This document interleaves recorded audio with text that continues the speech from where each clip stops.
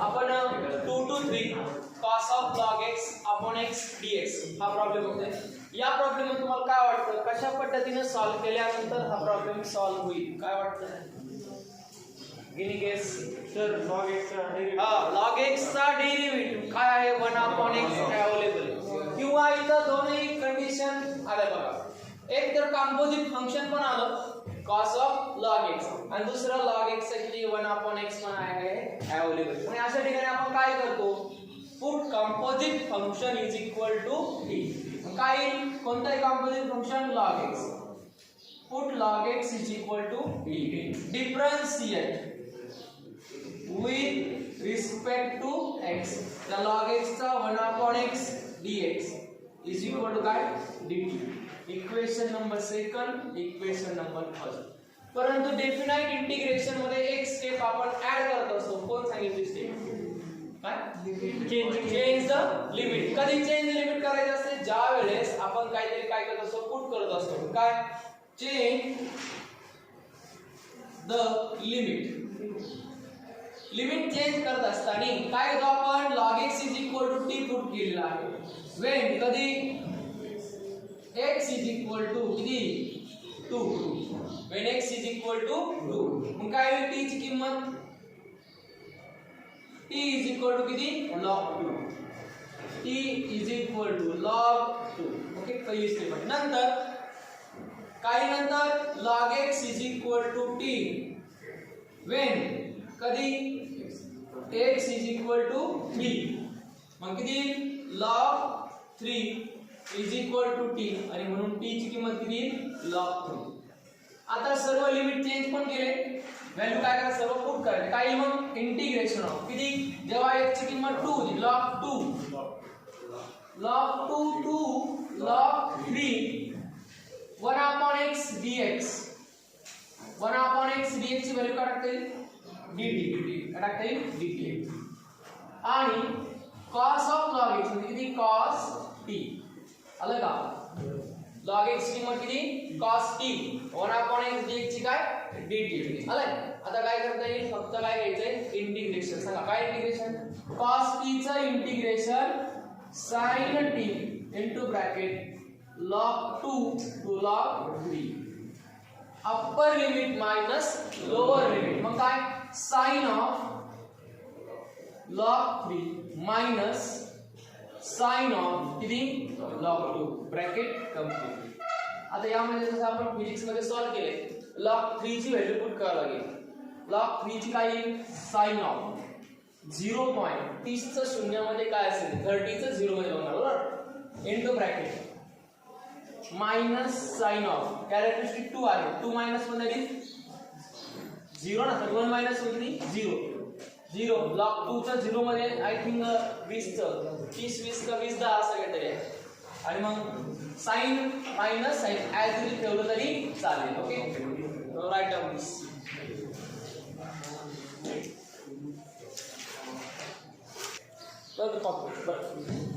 Minus pi by 4 to plus pi by 4. मग यामध्ये बघा minus a to plus a काय प्रॉपर्टी आहे minus a to plus a f of x dx is equal to property number 7 even and odd.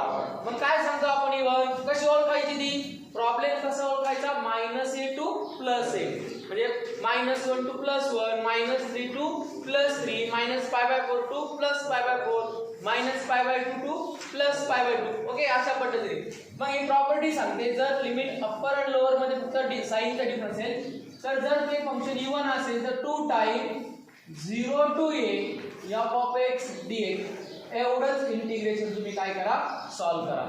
काय असेल ते function even असेल तर. आता बऱ्याचशा विद्यार्थ्यांना ओळखावं लागेल की हे इवन आहे की ऑड आहे म्हणजे त्याची तुम्हाला सांगितलं एक पद्धत आहे. मग जर ते ऑड असेल तर काय आन्सर डायरेक्ट व्हॅल्यू टाकायचं ऑड असेल तर 0. आता राहिला प्रश्न minus a to plus a म्हणजे आपला 7 नंबरची प्रॉपर्टी आहे लक्षात घ्या. कसं ओळखलं मी minus a to plus a म्हणजे ही प्रॉपर्टी नंबर किती आहे 7 आहे. राहिला फक्त एकच प्रश्न आपल्या समोर हे फंक्शन इवन असेल तर हे इंटिग्रेशन सॉल्व करायचं आणि हे फंक्शन ऑड असेल तर उत्तर 0 लिहायचं. आता इवन आणि ऑड कसे ओळखायचे? दिलेल्या उदाहरणामध्ये एक्झाम्पल मध्ये x ची व्हॅल्यू एकदा -1 ठेवून बघायची. काय ठेवून बघायची? -1 ठेवा, -2 ठेवा. ओके, एकदा जर मायनस अजून एक ठिकाणी चेक करा. असे दोन चेक पॉइंट घ्या, एक -1 आणि -2.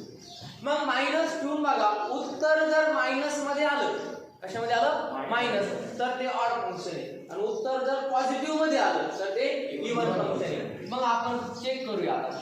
ठीक, काय चेक करते बघा, -π/4 टू +π/4. आता मी मायनस ठेवता, बोला चेक केलेलं नाही, मी चेक केलं.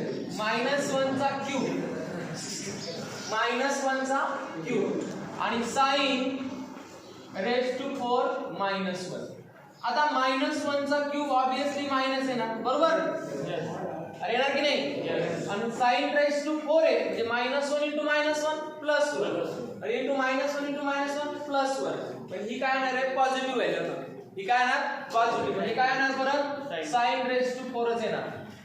काय ना? sin raised to 4. म्हणजे हे साइन कोणतं आलं? मायनस. म्हणजे हे मायनस आलं म्हणजे कोणतं फंक्शन आलं? हे ऑड आलं. आणि म्हणून it is an odd function. It is an odd function. Hence the answer is 0. मग तिथं फक्त एवढंच म्हणायचं, दिलेला प्रॉब्लेम परत लिहायचा आणि तिथं म्हणायचं function is odd.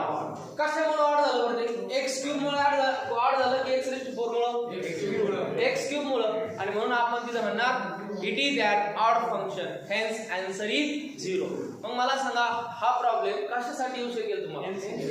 Very good. म्हणजे ही प्रॉपर्टी आहे 7 नंबरची. कशी ओळखायची? पहिला मुद्दा -a2 +a. x ची व्हॅल्यू काय करायची? पुट करून बघायची. जर काय आलं मायनस साइन बाहेर येत असेल तर आपण त्याला म्हणणार ऑड फंक्शन. आणि जर प्लस आलं, आता चुकून जर x⁴ असतं इथं, तर हे फंक्शन कसं झालं असतं? मग ते कसं सॉल्व्ह करावं लागलं असतं? 0 to a. a म्हणजे किती? π/4. हा 2 टाइम बाहेर. आणि मग इथे काय म्हणलं लागलं असतं? x⁴ into sin raised to 4x. हे एक्झाम्पल काय झालं असतं नंतर सॉल्व्ह करावं लागतं, बरोबर? परंतु एवढं मोठं सॉल्व्ह करायला नाही दिलंय का? नाही. हे कोणतं फंक्शन देऊन टाकलं त्यांनी? Odd. It is an odd function. It is an odd function. Hence, integral is 0 by using property. म्हणजे प्रॉपर्टी तिथं लिहून टाका. प्रॉपर्टी लिहा जर 2 मार्काला तर. बघा, प्रॉब्लेम आहे I is equal to -π/2 to +π/2. log of 2 plus sin x upon 2 minus sin x. आता हे ऑड फंक्शन आहे का इव्हन फंक्शन आहे? आपण एक 2 मिनिटांमध्ये बघूया. लक्षात घ्या, हे खूप इम्पॉर्टंट आहे. log m upon n म्हणजे बाजूला सॉल्व्ह करून दाखवू. log m upon n म्हणजे काय? log of 2 plus sin x minus log of 2 minus sin x. आता ही व्हॅल्यू जर मायनस झाली, ही व्हॅल्यू जर काय असेल? स्मॉलर असेल, 3 असेल, आणि ही व्हॅल्यू जर काय असेल? ग्रेटर असेल, तर 3 मायनस 4 काय होणार? होणार ना. आता ऑब्वियसली ही छोटी आहे की ही मोठी आपल्याला माहिती का नाही? आपण दोन्ही कंडिशन अप्लाय करतो. log m minus log n म्हणजे आपण पहिल्यांदा घेणार की लहान किंमत आहे 3, ही घेतली आपण मोठी किंमत 3 - 4 किती येणार? -1. आता आपण जर 4 घेतली आणि ही काय घेतली? 3. 4 - 3 काय? 1. म्हणजे हे फंक्शन काय करते? प्लस पण व्हॅल्यू दाखवू शकतं आणि मायनस पण. पण आपल्याकडे असं एक तर त्यांनी प्लसच दाखवले पाहिजे किंवा एक तर त्यांनी मायनस. ओके ना? प्लस दाखवलं तर ऑलवेज प्लस असेल तर काय? Even function. ऑलवेज प्लस असेल तर कोणतं फंक्शन? इव्हन. परंतु इथं दोन्ही केस होते, प्लस पण येऊ शकतं आणि मायनस. आणि मायनस आलं म्हणजे फंक्शन काय आहे? ऑड. काय केलं का? log m upon n म्हणजे काय असतो formula? log m upon n म्हणजे काय? log m minus n. 2 नंबरची सबट्रॅक्शन नेहमी प्लसच येईल का? 2 नंबरची सबट्रॅक्शन नेहमी प्लसच येऊ शकते का? नाही. त्याच्यात बदल होऊ शकतो. कसा?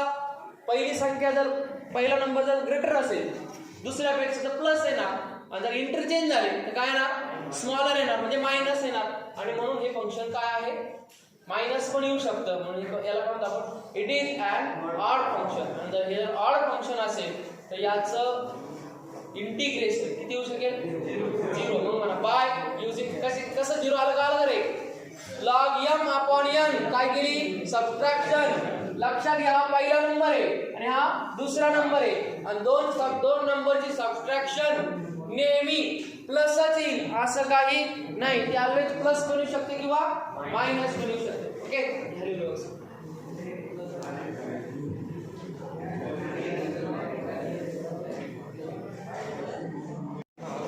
तर हा प्रॉब्लेम आपण बघूया. लक्ष द्या I is equal to 0 to pi by 2 log of tan x dx. आपण tan x ची value sec square x put करून बघितली, tan x ची व्हॅल्यू t पुट करून बघितली, परंतु तो प्रॉब्लेम खूपच काय झाला कॉम्प्लिकेटेड. तर लक्षात घ्या चौधरी सेकंड वॉर्निंग तुला थर्ड वॉर्निंग तर पुढे असेल पाहिजे. I is equal to 0 to pi by 2 log of tan x dx by using property.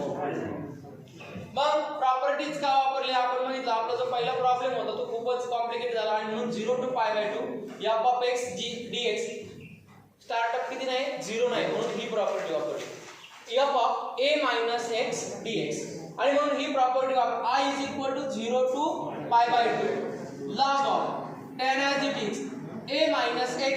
x ची व्हॅल्यू कशी रिप्लेस करत असतो आपण x ची व्हॅल्यू a minus x ने.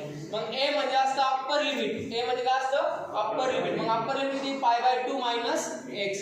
मग pi by 2 minus x tan 90 minus theta म्हणजे कोण cot theta म्हणजे log of किती cot x. मग cot चं कन्वर्जन आपण परत tan मध्ये केलं. cot म्हणजे काय असतं 1 upon tan.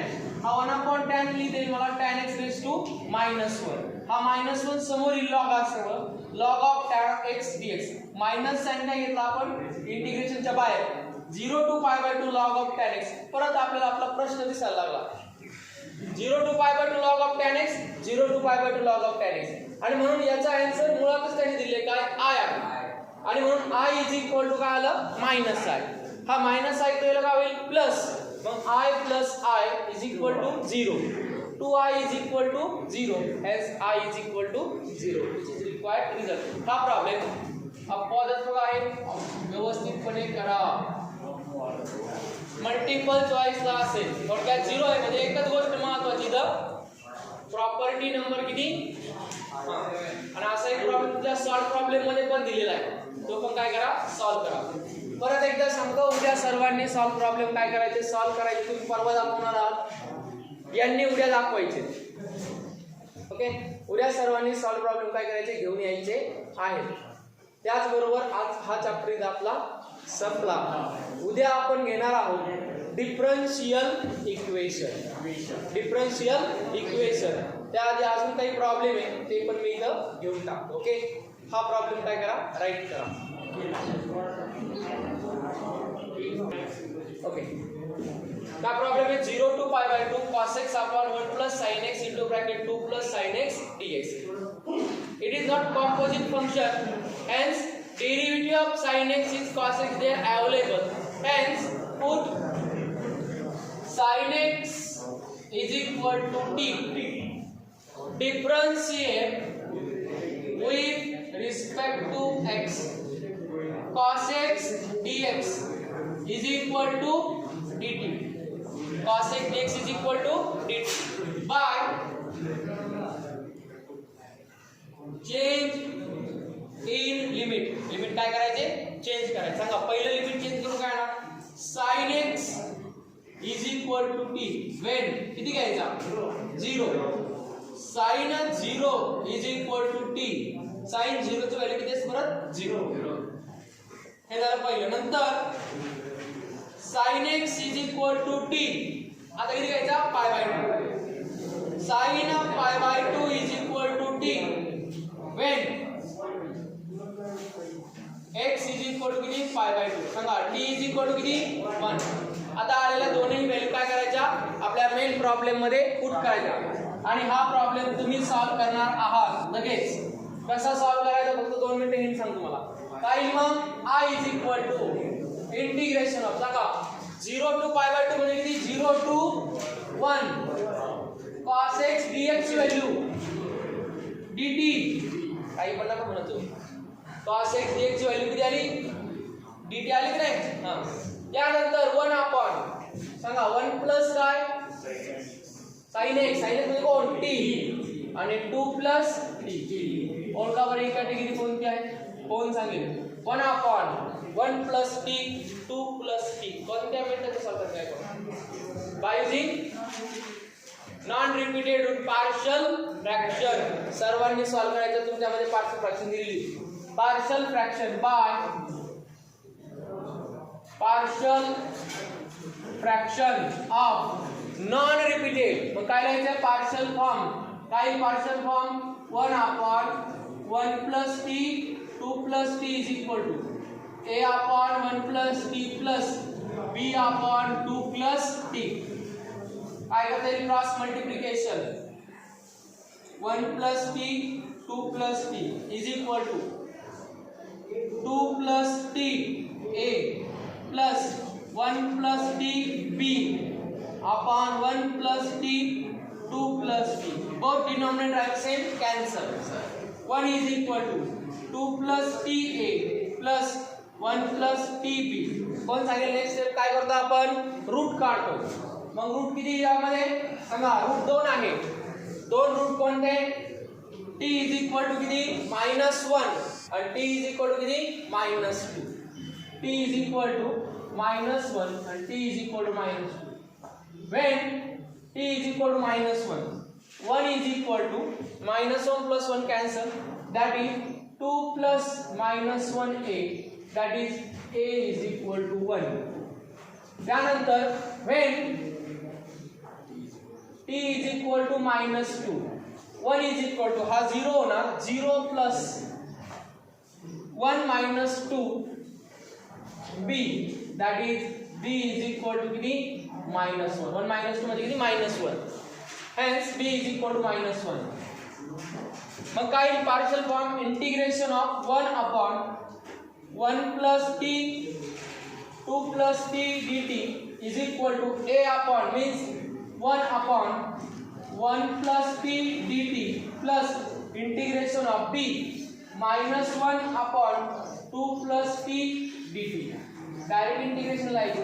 पहिले integration log of mod of 1 plus t minus sine पुढं log of mod of t plus 2 किंवा ओके ब्रॅकेट कंप्लीट 0 to 1. आता किती टाकायची व्हॅल्यू सुरुवातीला 1 log of 1 plus 1 means 2 minus log of 3 minus log of 1 minus log of 2 bracket complete. That is log of 2 minus log of 3 minus log of 1 minus minus plus log of 2. Log of 2 plus log of 2. 2 times log of 2. 2 times log of 2. Minus log 3. Minus log 3 minus 1. हा 2 वरती जाणार log raised to 4 minus log 3 minus log 1. Log m minus n, that is log of 4 minus log of 3 upon 1. Hence log of 4 upon 3 the last answer. किंवा इथपर्यंत जरी solve केलं तरी काही problem नाही. हे तुमचं रिझल्ट परत एकदा सांगतो पेन घेऊन 2 मिनिटांसाठी एक्सप्लेन करतो. किती लिमिट कुठं ओके 0 to 3 ना हो 0 to 1 0 to 1 0 to 1 ओके लक्ष द्या मी प्रॉब्लेम एक्सप्लेन करतो. 0 to pi by 2 cos of 1 plus sin x 2 plus sin x dx. sin x चा डेरिव्हेटिव्ह cos x अवेलेबल होता म्हणून put sin x is equal to t. Put केल्यानंतर derivative घेतो sin x चा derivative cos x dx is equal to dt. sin x चा cos x चा t चा dt आपण dx या बाजूला आणला मग कारण की मला cos x dx ची व्हॅल्यू टाकायची होती. पुट केल्यामुळे मी लिमिट काय करून घेतले change sin x is equal काय पुट केलं t x ची किंमत या 0 आणि pi by 2 when x is equal to 0 x ची किंमत काढायला 0 sin 0 ची व्हॅल्यू असते किती 0 म्हणून t is equal to 0. त्यानंतर sin x is equal to t x ची व्हॅल्यू टाकली pi by 2 म्हणून sin pi by 2 is equal to t sin pi by 2 plus 1 म्हणून लिमिट पण चेंज झाले 1 to 0 काय झाले सॉरी 0 to 1 1 upon हा cos x dx ची व्हॅल्यू किती cos x dx ची व्हॅल्यू dt आली किती dt 1 upon 1 plus T, 1 plus sine x म्हणजे 1 प्लस टी आणि 2 प्लस टी. इथे मात्र दोन फॅक्टर दिसत आहे बघा, 1 प्लस एक्स 2 प्लस एक्स. मग हे फॅक्टर आहे आणि मग 1 अपॉन फॅक्टर म्हणजे काय, पार्शियल फ्रॅक्शन. मग हा प्रॉब्लेम कशाने सॉल्व्ह केला, बाय युजिंग पार्शियल फ्रॅक्शन. मग काय सांगतो पार्शियल फ्रॅक्शन, आधी लिहावं लागतं पार्शियल फॉर्म. काय घ्यावं लागतं, पार्शियल फॉर्म मध्ये काय, एलिमिनेटिंग इंटिग्रेशन साइन. मग इंटिग्रेशन कॅन्सल करून ठेवलं, 1 upon 1 plus T upon 2 plus T. Partial form A upon पहिला फॅक्टर प्लस बी अपॉन दुसरा फॅक्टर. ओके, याला म्हणतो आपण कोणता फॉर्म, पार्शियल फॉर्म. हा काय करतो, क्रॉस मल्टिप्लाय व्हेरीफाय करतो. Okay, 1 upon 1 plus t 2 plus T multiply केला, बोथ साइड का डिनोमिनेटर का कॅन्सल. प्रत्येक वेळेस पार्शियल फॉर्मच्या नॉन रिपीटेड मध्ये डिनोमिनेटर नेहमी काय होतात, कॅन्सल. मग काय उरला फक्त 1 is equal to 2 plus T A plus 1 plus T B. नंतर आपण काय घेत असतो, रूट. रूट घेणे म्हणजे काय, 1 plus t is equal to 0 put करतो आणि टी ची व्हॅल्यू किती आली तर -1, इथं टी ची व्हॅल्यू किती आली -2. म्हणून दोन रूट आले, t is equal to -1, t is equal to -2. आलेल्या व्हॅल्यू आपण इक्वेशन मध्ये टाकतो. आता इथं सेकंड म्हणतात, काय म्हणतात, सेकंड. टाकल्यानंतर एक 0 होतो आणि दुसरं काय होतं, बी 0 होतो. आपल्याला ए आणि बी च्या व्हॅल्यू मिळतात. आलेल्या ए आणि बी च्या व्हॅल्यू पार्शियल फॉर्म मध्ये टाकून काय घ्यायचं असं फक्त इंटिग्रेशन. मग 1 चा डेरिव्हेटिव्ह 0, टी चा किती आहे 1, म्हणून log of mod of 1 plus T. हा -1 पुढे आणल्यामुळे टी चा डेरिव्हेटिव्ह 1, 2 चा 0, log ऑफ टी प्लस 2. मग log of m minus log of n. म्हणजे हे सर्व सॉल्व्ह करण्यापेक्षा log ऑफ 1 प्लस टी और म्हणतो मी, और किंवा इथं केलं तरी चालेल, एवढं लिहिण्यापेक्षा log m मायनस n म्हणजे काय, log of 1 plus T upon T plus 1 म्हणजे तरी चालेल, 1 प्लस टी ऍडिशन आहे, T plus 2 bracket complete 0 to 1. मग आता मात्र नुसतं व्हॅल्यू टाका, काय येईल मग व्हॅल्यू, सोपं झालं थोडं आता. हां, ती टाकली सुरुवातीला 1 टाकली, ती टाकली 1. मग log of 1 plus 1 that is 2 upon 3 minus, आता हे ठेवली log ऑफ 0 ठेवणार की नाही, log ऑफ 0 प्लस 1 1 अपॉन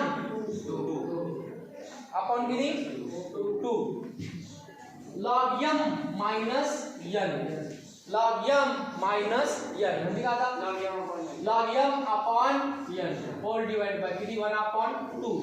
म्हणजे परत काय होईल, log of 4 upon 3 which is required result. Same as it is आहे. ओके, नाउ राइट डाउन दिस.